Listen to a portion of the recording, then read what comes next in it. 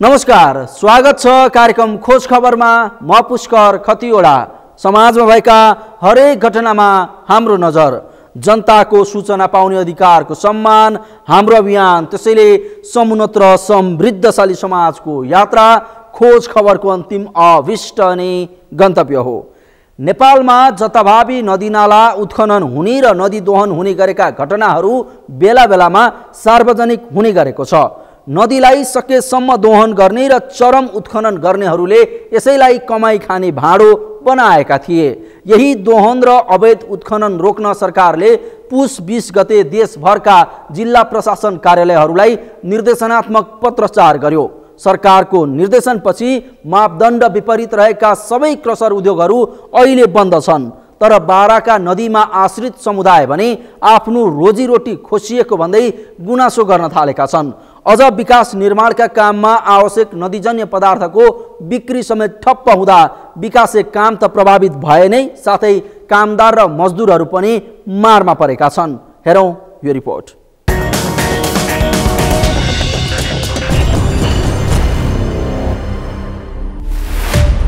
बाराका नदीमा आश्रित समुदाय र सुकुम्बासीहरू मारमा।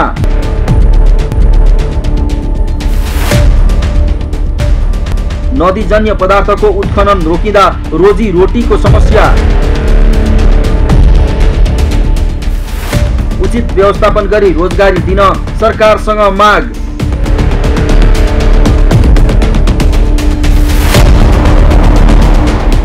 नदीजन्य पदार्थको अवैध उत्खनन र दोहन रोक्ने दायित्व सरकारको हो। यसैलाई रोक्न भन्दै पुस 20 गते सरकारले देशभरका जिल्ला प्रशासन कार्यालयहरूलाई निर्देशनात्मक पत्रचार गर्यो। बारामा पनि सरकारको निर्देशनपछि मापदण्ड विपरीत रहेका सबै क्रसर उद्योगहरू अहिले बन्द भएका छन्। तर लामो समयदेखि सञ्चालनमा आइरहेका क्रसर उद्योग र बालुवा प्रशोधन तथा धुवाई उद्योगहरू बन्द हुँदा यसको असर भने विकास निर्माणका कामदेखि नदीमा आश्रित समुदायलाई पनि परेको छ।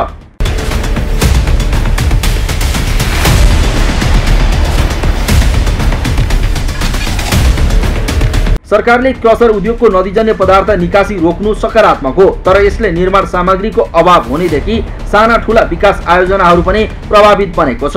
यति मात्र होइन, मौजाद नदीजन्य पदार्थ रोडा, गिटी, बालुवा समेत बिक्रीमा पनि पूर्ण रोक लगाउँदा कतिपय निर्माणाधीन निजी घर, भवन, सडकमा समेत असर देखिएको छ। यस्तै बाराका मजदुरहरूको दैनिकीमा पनि यसले असर पारेको छ।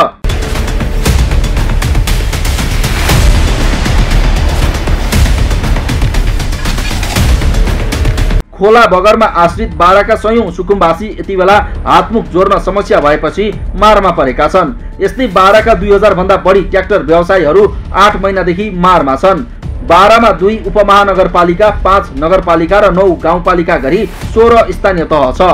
तीव्र गतिमा सहरो उन्मुख निजगढ नगरपालिका, कोलहबी नगरपालिका, जितपुर सिमरा उपमहानगरपालिका, कलैया उपमहानगरपालिका लगायतका अन्य स्थानीय तहहरूमा वार्षिक 5000 भन्दा बढी घरहरू निर्माण भइरहेका छन्। यस कार्यमा संलग्न 10000 भन्दा बढी दक्ष जनशक्ति, मिस्त्री लगायत अन्य मजदुरहरू आबद्ध छन्। यस्तोमा क्रसर तथा बालुवा उद्योग बन्द गर्दा ती उद्योगमा प्रशोधित मौजाद नदीजन्य पदार्थ रोडा, गिटी, बालुवा समेत बिक्रीमा पनि पूर्ण रोक लागेको छ, जसको असर निर्माणाधीन घर, भवन, सडक, बाटोमा परेको छ। सरकारको प्राथमिकतामा परेको निजगढ नगरपालिका वडा नम्बर 9 मा निर्माणाधीन 15 शैय्याको प्राथमिक स्वास्थ्य केन्द्रको भवन पनि अलपत्र बनेको छ। एकातिर निर्माण सामग्री नहुँदा निर्माणको क्षेत्रमा काम गर्नेहरूको दैनिक रोजगारी पनि प्रभावित बनेको छ भने नदीमा आश्रित घर परिवारलाई पनि दैनिकी चलाउन समस्या भएको उनीहरूको गुनासो छ। सर, बालुवा त्यो सरकारले रोकिदिएछ कि त्यसैले अब कामहरू पनि रुकिसकेछ। अब के कामदार पनि गइसकेछ। घर करेसर खुलेको भए, करेसरबाट बालुवा पाइदिएको भए त काम गर्न हामीले नि सजिलो हुन्थ्यो। किनभने अब यत्रोजना 9-10 जना कामदार छ। अब यो एउटा साइड छ, अब अर्को साइड बन्द गरेको छु बालुवा गिटी नपाएर। सरकारले अवैध उत्खनन रोक्नु सकारात्मक कदम भए पनि उचित निगरानी गरेर नदीजन्य पदार्थको निकासी गर्नुपर्नेमा त्यसो हुन सकेको छैन, जसका कारण निर्माणमा आवश्यक नदीजन्य मौजाद सामग्रीको बेचबिखन पनि हुन सकेको छैन। अहिले कतिपयले त पक्की घर निर्माण गर्न र नदीजन्य पदार्थको ओसार पोसार गर्न र ट्र्याक्टर किन्दा 8% ब्याङ्कको ब्याज दर तिर्ने गरी लिएको ऋण 15% सम्म ब्याज तिर्नु परिरहेको छ। बैंकको यस्तो बाध्यताकारी चेपुवाका कारण घर निर्माणकर्ताहरू पनि मारमा परेका छन्। यस्तै नदी पदार्थको अभावमा निर्माणाधीन कामहरू अलपत्र पर्दा स्थानीय ठेकेदार र 2000 बढी ट्र्याक्टर व्यवसायी समेत मारमा परेको गुनासो गर्छन्। गिटी बालुवा रोग लगाइसके पश्चात हाम्रो जुन काम गर्ने लेबर मिस्त्रीहरू अहिले काम नपाइकन जुन दिन आज कमाएर भरे खाने जुन हाम्रा मिस्त्री लेबर मिस्त्री छन्, जुन एकदम तल्लो वर्ग काम गर्ने हाम्रो लेबर श्रमिकहरूमा एकदम धेरै यसको असर परेको छ। निर्माण कार्य एग्रिमेन्ट हुन्छ, यति समयमा सक्नुपर्ने भन्ने हुन्छ, जहाँ सम्झौता गरेको ठाउँबाट पनि हामीलाई प्रेसर आइरहेको हुन्छ। गिटी बालुवा समयमा ननिक्लिँदा एकदम अब हामीले काम गराउन एकदम धेरै असजिलो अप्ठ्यारो भइरहेको। छत्तीसगढ नगरपालिका क्षेत्रभित्र हाम्रो डाटामा रहे अनुसारको 500 देखि 600 घर वर्षमा निर्माण भइरहेको डाटा छ, जसमा हाम्रो निर्माण व्यवसायी ठेकदारहरू हामी करिबन 60 जना छौँ, जस अन्तर्गत लेबर मिस्त्री गरेर 600 देखि 700 को लगभग हाम्रो लेबर मिस्त्री यहाँ काम गरिरहेका छन्। यसको असर हामी सबैको रोजीरोटी व्यवसायमा एकदम धेरै ठुलो असर परेको छ। सरकारले अवैधानिक क्रसर तथा बालुवा उद्योगलाई तत्कालै रोक्न जिल्ला प्रशासन कार्यालय बारालाई निर्देशनात्मक पत्रचार गरेपछि सोही परिपत्र अनुसार जिल्लामा रहेका अवैधानिक उद्योगहरू बन्द भए। तर उद्योग बन्द गरिएको लामो समय भइसक्दा पनि सरकारले यस बारेमा कुनै निर्णय नगर्दा विकास निर्माणमा आवश्यक पर्ने नदीजन्य पदार्थको पनि अभाव भएको छ। साथै नदीमा आश्रित समुदायदेखि निर्माण कार्यमा संलग्न हजारौं मजदुरहरूको दैनिक रोजगारी समेत प्रभावित बनेको छ। यसरी माथिल्लो निकायको कडा आदेशमा तत्कालै बन्द गरिएका क्रसर तथा बालुवा उद्योग कहिले खुल्ने हो, तल्लो निकायलाई केही जानकारी छैन। हामीले तत्काल गृह प्रशासनको गृह मन्त्रालयबाट आएको निर्देशनलाई हामीले कार्यान्वयन गर्ने हो। त्यस तुरुन्तै केही चाहिँ यसको समाधान हुन्छ होला, मन्त्रालयबाटै पक्कै पनि हामीलाई चाहिँ यसको बारेमा अब यो लामो समय नहोला, छिटै यसको चाहिँ निष्कर्ष र निर्णय भएर होला। किनकि अवैध रूपमा दर्ता नगरी र एउटा उद्देश्य लिएर दर्ता भएका उद्योगहरू चाहिँ अर्को उद्देश्य अरू काम पनि गरेको पाइएकोलाई चाहिँ तत्काल बन्द गर्ने भनिसकेपछि हामी त्यसैमा हिँडिरहेका छौँ र यसको चाहिँ निष्कर्ष निर्णय निर्देशन प्राप्त हुनेछ छिटै भन्ने हामीलाई एउटा आशा छ।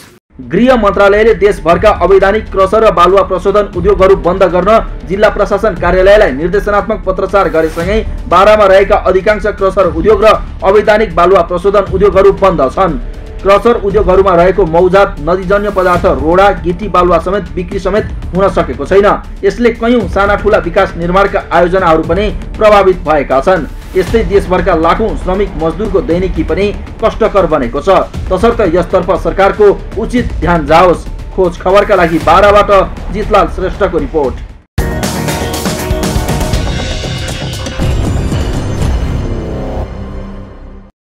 हो, सरकारको निर्देशनपछि मापदण्ड विपरीत रहेका क्रसर उद्योगहरू अहिले बन्द छन्। तर क्रसर उद्योग र बालुवा प्रशोधन उद्योगहरू बन्द हुँदा यसको असर विकास निर्माणका कामदेखि नदीमा आश्रित समुदायले पनि भोग्नु परेको छ। बारामा विकास निर्माणमा आवश्यक हुने नदीजन्य पदार्थको अभावसँगै हाहाकार मच्चिन थालेको छ। यस्तै नदीमा आश्रित समुदाय र विकास निर्माण कार्यमा संलग्न हजारौं मजदुरहरूको दैनिकी रोजीरोटीमा समेत नराम्ररी प्रभाव पर्न थालेको छ। त्यसैले नदीजन्य पदार्थको जथाभावी हुने उत्खनन र दोहन रोक्दै सरकारले पीडित वर्गलाई विकल्प दिन उपयुक्त हुन्छ। कार्यक्रममा एकैछिन ब्रेकपछि सरकारी अस्पतालका शौचालयहरूको दुरावस्था सम्बन्धी प्रसङ्ग उजागर गर्नेछौँ। हेर्दै गर्नुहोला।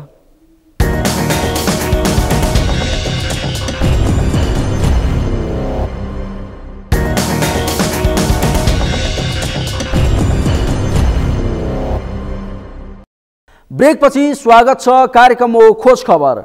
तपाईले सरकारी अस्पतालमा हाकिम र कर्मचारीका लागि ताला लगाएर छुट्टै राखेको शौचालय त देख्नु भएको होला। त्यहाँ लेखिएको हुन्छ कर्मचारीका लागि मात्र, अर्थात् त्यो शौचालय बिरामी, कुरुवा वा बिरामीका आफन्तले प्रयोग गर्न पाउँदैनन्। बिरामी र कुरुवाका लागि त फोहोरले भरिएको, रोगको जोखिम भएको र दुर्गन्धित शौचालय छुट्याइएको हुन्छ। त्यो शौचालयमा न त चुकुल हुन्छ, न त बत्ती हुन्छ, न त पानी नै हुन्छ। तर पनि उपचारका लागि सरकारी अस्पताल पुग्ने बिरामी हुन् वा कुरुवा, उनीहरूले त्यही शौचालय प्रयोग गर्नुपर्ने बाध्यता हुन्छ। आखिर के छ त्यसको वास्तविकता हेरौँ यो रिपोर्ट।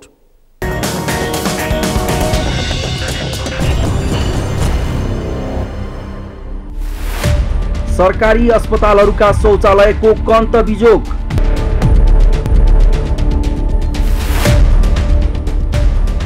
अधिकांश शौचालयमा चुकुल, बत्ती र पानी छैन। अस्पताल पुग्ने स्वस्थ कुरुवालाई रोगको जोखिम।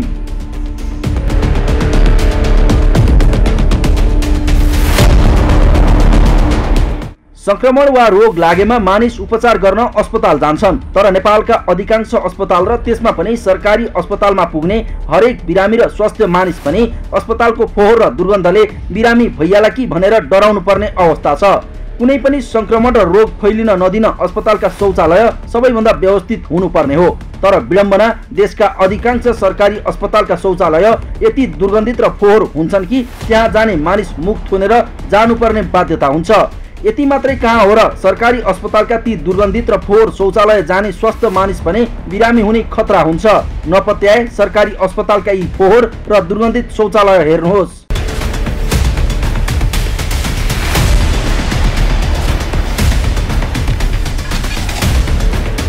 सरकारी सेवा हो, अलिकति प्राइभेटभन्दा केही पर्सेन्ट त ढिलो सुस्ती नै भइहाल्छ र मैले देखेको पनि त्यो नै छ। र अलिकति टोयलेट अथवा शौचालय जाँदाखेरि अलिकति शौचालयको म्यानेजमेन्टप्रति हुनुपर्ने अलि सरसफाइमा अलिकति कम देखेको छु र त्यसलाई अलिकति सुधार गर्नुपर्छ भन्ने मेरो मान्यता हो। यो सुधारमा त अब कर्मचारीहरूमा अब राखेका हुन्छन् होइन, अब त्यो कर्मचारीहरूले जस्तो आफ्नो पार्ट हुन्छ नि शौचालयमा सरसफाइ गर्ने, तिनी कर्मचारीहरूले अलिकति ध्यान नदिएका हुन् कि, र मेन भनेको प्रशासकको कामले अब उनीहरूलाई परिचालन गर्न नसकेको पनि हुनसक्छ र उनीहरूलाई नटेडेका पनि हुनसक्छन्। अरू त अरू देशको राजधानी काठमाडौँ उपत्यकाका अधिकांश सरकारी अस्पतालहरूका शौचालयको अवस्था पनि बिजोग छ। अधिकांश सरकारी अस्पतालका शौचालयमा कतै चुकुल छैन, कतै बिजुली छैन, कतै पानी भरिएका छन् त कतै नाक नछोपी जानै सकिन्न। यहाँ सरसफाइमा ध्यान नदिनुको कारण चाहिँ सरकारले नै नहेर्नु भएको हो कि जस्तो लागिरहेको छ मलाई चाहिँ होइन। अनि नानीहरूले टोयलेट जाँदा पनि अब दिसा पिसाब गर्न जाँदाखेरि अब टोयलेटमा कुल्चिन पनि एकदमै फोहोर भएको छ, दुर्गन्ध फैलिएको छ। भित्र पस्दा पनि साबुनहरूको व्यवस्था छैन, पानीको व्यवस्था छैन होइन। हामी भित्र पसेको पानी पनि छैन, साबुन पनि छैन, केही पनि। अनि त्यसै बाहिर फर्केर आयौँ। अनि सरकारले नै यहाँ वास्ता नगर्नु भएको कि जस्तो लागिरहेको छ मलाई चाहिँ है। अनि यसमा चाहिँ अब धेरै नै ध्यान दिनु भएदेखि हाम्रो बच्चा बालबालिकाहरूलाई राम्रो हुन्थ्यो, सुरक्षित हुन्थ्यो, दुर्गन्धबाट हाम्रो रोगबाट बस्ने थियो। काठमाडौँका अधिकांश सार्वजनिक अस्पतालको शौचालय प्रयोग गरी नसक्नु छ। अस्पतालमा बिरामी लिएर आउने कुरुवाले शौचालयको प्रयोग गर्न हिचकिचाउँछन् भने कतिपय बाध्यतावश प्रयोग गर्छन्। शौचालयको दुर्गन्धले नाक छोपेर मात्रै भित्र पस्नुपर्ने हुन्छ, तर यो दुर्गन्धले स्वस्थ मानिस पनि बिरामी हुन सक्ने जोखिम छ। तर विडम्बना भनौँ, अस्पतालका बिरामी र कुरुवाले खेप्दै आएको यस्तो समस्याप्रति भने अस्पताल प्रशासन बेखबर छ, जसका कारण बिरामी र कुरुवा बाध्यताका साथ यस्तै फोहोर र दुर्गन्धित शौचालय प्रयोग गर्न बाध्य हुन्छन्। हस्पिटलमा तपाईँको यहाँ ओपिडीमा आउनेहरूको पनि त्यहाँबाट दुर्गन्धित यहाँसम्म फैलिन्छ। मेन कुरा भने त्यहाँ सरसफाइ राम्रो भएन क्या। अलिकति तपाईँको टोयलेट केही गरेर इमर्जेन्सी जानु पऱ्यो भने नि पुरा ढलजाम भएको हुन्छ। कोही बच्चाहरू लानु भने महिला जेन्ट्सको जुनेको पनि त्यस्तै छ कि समस्या त एकदम फोहोर छ क्या टोयलेटहरू। त्यो चाहिँ टोयलेटको सम्बन्धी चाहिँ धेरै गर्नुपर्ने भएछ। बिरामी बच्चाहरू आएको ठाउँमा त्यसको दुर्गन्ध अहिले यहाँसम्म फैलिरहेछ। तपाईँले स्मेलहरू सुनिरहनु भयो होला। यहाँदेखि ठ्याक्कै यो टोयलेट अहिले पनि हेर्नुभयो भने त्यो टोयलेटहरू यस्तो छ कि तपाईँको न चुकुल छ कुनैमा, न त्यो फ्लस गर्ने केही छ, यसो क्लिन गर्ने बाटो केही पनि छैन क्या। जस्तो अब इमर्जेन्सी टोयलेट जानु पनि चुकुलै छैन। अब के गरेर बस्नु त त्यहाँ, अब अप्ठ्यारो के। यहाँ मलाई चाहिँ अब अस्पतालकै त्यो कमजोरी जस्तो लाग्यो सर। भन्नाले कस्तो भने अब जुन स्टाफहरू राख्नु भएको छ नि उहाँहरूले पनि अब अलिकति हेरचाह गर्नुपर्ने हो।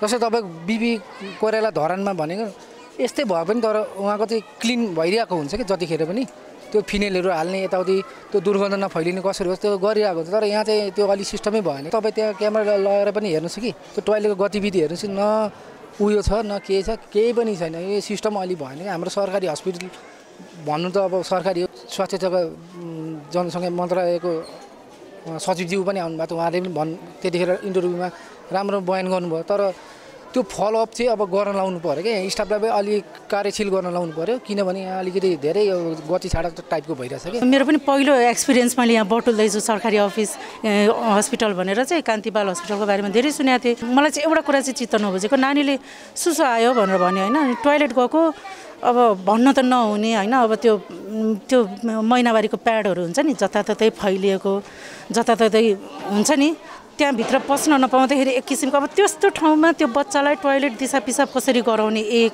अनि फेरि बाहिरैपट्टि देखिनँ कि अब टोइलेट त गएको छैन ढोकाबाट इन्ट्री हुने बित्तिकै मैले त्यहाँ देखेँ क्या अनि ए बाबा सबैतिर चाहिँ सरकारी निकायको ध्यान पुगेछ किन कान्ति बाल हस्पिटलमा चाहिँ पुगेन त आखिर बालबच्चाको लागि त एकदमै हेरिन्छ नि त हामीले त घरमा पनि हेरिन्छ नि खाना खानेदेखि लिएर हरेक सरसफाइहरू हेरिन्छ त्यो चाहिँ यहाँनिर किन पुगेन के कारणले पुगेन र सरकारी निकायको ध्यान किन पुगेन अब यो केयरलेस गरेको हो अथवा के हो अब बाहिरबाट हेर्दाखेरि चाहिँ नम्बर 1 डक्टर बाहिरबाट हेर्दाखेरि एकदम A1 हस्पिटलको नाम त्यत्तिकै प्रचलित होइन तर भित्र आएर वासरुम जानु पाएको हुँदैन इन्ट्री हुन पाएको हुँदैन म्यानेजमेन्ट एकदमै खतमै लाग्यो अब के भन्नु अब व्यवस्थापन नै कमजोर हो यसको लागि म चाहिँ व्यवस्थापनलाई नै दोषी देख्छु एकदमै दृश्यमा देखिएको यो कान्ति बाल अस्पतालमा बिरामी र कुरुवा गरी दैनिक 2000 भन्दा बढीको आवत जावत हुन्छ तर यो अस्पताल आएका बिरामी र बिरामीका आफन्तले भने शौचालय जाँदा नाक छोप्दै जानु पर्दछ कान्ति बाल अस्पतालका सबै शौचालय यस्तै छन् तर तालचा ठोकेर कर्मचारीका लागि भने अलग्गै शौचालय राखिएको हुन्छ जसलाई बिरामी कुरुवा वा सेवाग्राहीले प्रयोग गर्न पाउँदैनन् जसका कारण उनीहरू त्यही दुर्गन्धित र फोहोर शौचालयमा नाक थुनेर जान र त्यसै गरी निस्कन बाध्य छन् हामीले त भन्न त यति हुँदैन होइन यो चाहिँ अलिकति प्रशासनले अलिकति टाइट गर्यो भने राम्रो सफाइ हुन्थ्यो कि भन्ने मेरो आश छ कमजोरी कि प्रशासनको कमजोरीबाट नै यो टोइलेट पिसाब हजुरले नि देख्नु भयो नि अब त्यो चाहिँ खराबै छ सरकारी अस्पतालका शौचालय दुर्गन्धित मात्र होइन अधिकांशमा त चुकुल नै छैन अझ केही शौचालयमा त न बत्ती हुन्छ न पानी अनि कतै बान्ताको फोहोरले शौचालय भित्र जानै नसक्ने अवस्था छ अझ केही शौचालय त प्रयोग गर्नै नमिल्ने गरी पानीले टम्म भरिएको छ तर यस्तै दुरावस्था हुँदा पनि कान्ति बाल अस्पतालले शौचालयको सरसफाइ र मर्मत समार भने गरेको छैन किन यस अस्पतालले विगत वर्षमा टेन्डर मार्फत हामीले 78 जना कामदार सरसफाइ कामदारहरू नियुक्त गरेर कामकाज लगाइरहेका छौँ संस्था मार्फत र ती कामदारहरू 3 सिफ्टमा यस अस्पतालमा कामकाज गर्ने गर्छन् र विगत केही समय अगाडि हामीलाई फोहोर मैला अथवा सरसफाइको विषयमा केही समस्याहरू देखिएको पक्कै हो हामीले 3 सिफ्टमा कामदार लगाउँछौँ 3 सिफ्टमा प्रत्येक सिफ्टमा आउनेले एक पटक सफाइ गर्छन् र दिनभरिमा हाम्रो 3 पटक सफाइ हुन्छ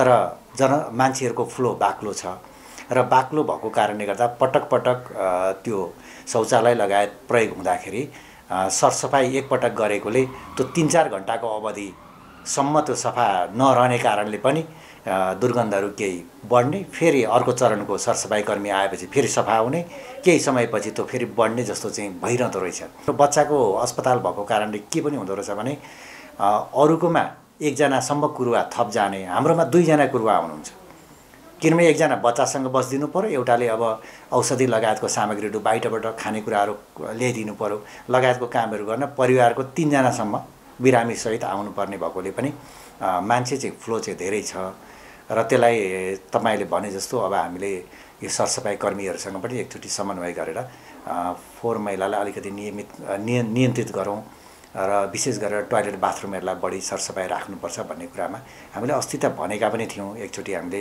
यो सरसफाइ फेरि अहिले कस्तो बेला छ भने ठ्याक्कै यो टेन्डरको मूल्याङ्कनको बेला छ त्यो मूल्याङ्कन भएकोले पुरानोहरूले अब हामीले छोड्नेमा छौँ भन्नेमा पनि पुगिसक्यो उनीहरू र नयाँ को आउँछ भन्ने पनि भइरहेको छ त्यसले गर्दा पनि अहिले अलिक काम गरिरहने मान्छेहरूमा पनि जाँगर कम हो कि भन्ने पनि हामीले चाहिँ महसुस गरेका छौँ र यो कुरालाई हामी दृढताका साथ चाहिँ अब यसलाई हेर्छौँ र उहाँहरूलाई फेरि त्यही प्रकृतिको निर्देशनहरू दिन्छौँ तपाईहरुबाट त हामीले यो जानकारी भयो धन्यवाद कान्ति मात्र होइन देशकै जेठो सरकारी अस्पताल वीरमा पनि यस्तै समस्या छ जहाँ दैनिक 2500 भन्दा बढी बिरामी आउने गरेका छन् तिनमा कुरुवा पनि उत्तिकै संख्यामा हुन्छन् तर वीरमा पनि बिरामी कुरुवा र तिनका आफन्तले प्रयोग गर्ने शौचालयको अवस्था उस्तै छ अझ वीरमा त शौचालय जानै पर्ने भयो भने लाइनमा बस्नु पर्छ यहाँ लथालिङ्ग छ हैन विशेष गरी यहाँ बच्चाहरू छ बच्चाहरू भएको कारण पनि एउटा त्यो पनि हुनसक्छ, सरसफाइ हुँदैन, एउटा त्यो हुन्छ।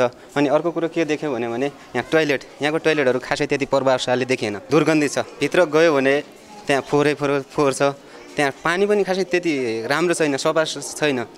यो विशेष गरेर यो यहाँको यो कर्मचारी समितिले यो खासै विशेष ध्यान दिएको पनि देखिन्न। हामी एउटा बिमारी हौँ, बिमारीले कस्तो अवस्थामा रहनुपर्छ भन्ने कुरा त त्यो उहाँहरूलाई थाहा हुँदैन। त्यही भएर यहाँका सेक्युरिटीदेखि लिएर हरेक कुराहरूले पनि हरेक समितिहरूले पनि विशेष ध्यान दिनुपर्छ भन्ने मेरो प्रतिज्ञा हो। अस्पतालमा आउने बिरामी शौचालय जान कसरी लाइनमा बस्ला? लाइनमै बसेर शौचालय जाँदा पनि शौचालयको दुर्गन्धले बिरामी झन् बिरामी र स्वास्थ्य मानिस पनि बिरामी पर्ने सम्भावना हुन्छ। वीर अस्पतालमा आउने बिरामी र कुरुवाले यस्ता समस्या वर्षौंदेखि खेप्दै आएका छन्। तर यस विषयमा अस्पताल प्रशासनले दैनिक सरसफाई गरेको भए पनि बाटो हिँड्नेदेखि आसपासका व्यवसायीले समेत अस्पतालकै शौचालय प्रयोग गर्दा धेरै भिड भएको र दुर्गन्ध बढेको बताएको छ। हाम्रो चाहिँ अस्पताल देशैभरिको सबभन्दा ठुलो पुरानो अस्पताल हो र यो यति सेन्टरमा छ हैन। अब यहाँ दैनिक तपाईले तल हेर्नुभयो भने हामी कहाँ दैनिक आउने अन्दाजी एभरेजमा 2000 देखि 2400 सम्मका पेशेन्टहरू आउँछन्। अब उनीहरूसँग आउने कुरुवा भिजिटरहरू पनि हुन्छन् है। अब त्यो बाहेक यहाँ बाहिर हिँड्ने बाटोमा हिँड्ने सबैजना चाहिँ नि मानिसहरूले पनि यहीँको शौचालय युज गरेको पाइन्छ। वीर अस्पतालको यो तल्लो 2-3 फ्लोरको शौचालय भने चाहिँ यो चाहिँ नि हजुरको होइन सार्वजनिक शौचालय भन्दा कम्ती छैन हैन। यहाँ हामीले यहाँ कसैलाई पनि रोक्या पनि छैनौँ र यो चाहिने भन्दा बढ्ता भिडभाड हुने कारण चाहिँ यो बाहिर हिँड्ने बटुवाहरू अनि त्यसपछि यो बाटोमा हिँड्ने सबैजनाले प्रयोग गर्ने भएर नै यो अहिलेको अवस्थामा आएको हो। तर तै पनि हामीले सफा गर्ने निरन्तर प्रयास गरेकै छौँ। सबैजनाले प्रयोग गर्ने हो। सो बाथरुम गएपछि सफा गर्ने, पानी हालिदिने, जताततै नथुक्ने हैन। त्यस्तो गर्दै भने यसमा धेरै चाहिँ आउँछ सुधार। तर हाम्रो साइडबाट पनि हामीले पहिला भन्दा फ्रिक्वेन्टली सफा गर्ने यिनीहरू पनि बढाएका छौँ। अब स्टाफहरूले कतै त्यसरी अलग ठाउँमा एउटा बाथरुम पर्दाखेरि त्यसरी युज गरेको होला। तर हामीले यो अरू चाहिँ नि शौचालयमा पनि ध्यान चाहिँ नदिएका होइनौँ। वीर र कान्ति मात्र होइन, काठमाडौँका अधिकांश सरकारी अस्पतालको शौचालयको हकीकत यही हो। बिरामी, कुरुवा र बिरामीका आफन्तका लागि यिनै दुर्गन्धित र फोहोर शौचालय प्रयोग गर्नुको विकल्प छैन। तर सरकारी अस्पतालमा यी दुर्गन्धित शौचालय भने केवल सर्वसाधारणका लागि मात्र हो। त्यहाँका कर्मचारीले भने व्यवस्थित र छुट्टै शौचालय प्रयोग गर्छन्। आफूले प्रयोग गर्ने शौचालयमा उनीहरू साँचो लगाएर जान्छन्। अनि सफा शौचालय मात्र प्रयोग गर्ने सरकारी तलब भत्ता खाने कर्मचारी र हाकिमहरू भने बिरामी र कुरुवाले प्रयोग गर्ने शौचालयको यो हकीकतलाई सुधार्ने प्रयासमा भने कहिल्यै भएनन्। खोज खबरका लागि क्यामेरामा प्रताप लामाका साथमा अभिषेक सुनारको रिपोर्ट।